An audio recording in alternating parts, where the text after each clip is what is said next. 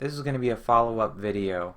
This is just one example to demonstrate the power of the ratio method that I released a video about yesterday. I googled how to factor difficult quadratic equations, and then a video on YouTube came up by the organic chemistry tutor with that same title, and this is the problem that he had. Now that I've seen it, I know that every one of these numbers is divisible by 3, but I didn't notice that at first. I just used the method and I did it directly, and it really wasn't that hard at all, and I came to the answer very quickly.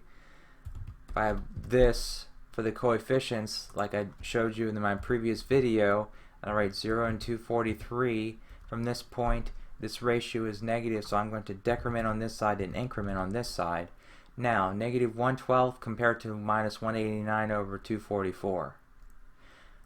189 over 244, that is definitely greater than a half.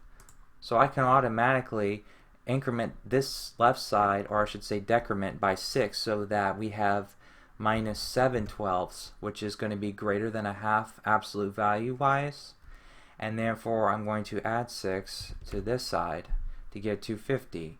Now from this point, 189, when I saw this, I said that's divisible by 3.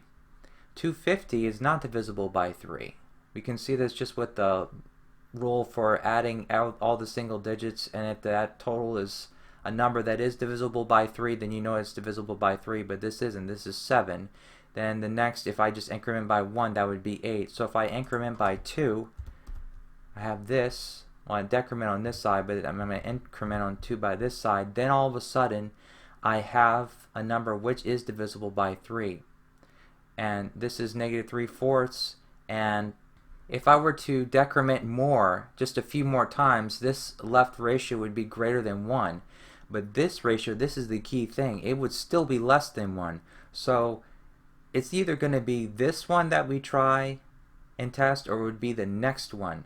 But the next number, the next few numbers are not divisible by 3. So it kind of gave it away right there that this is the two numbers that we would get with the AC method. And we get it like that with this method. The final answer, if we want to test it out, it would be come out to this. It would be 12x minus 9 times 12x plus 252.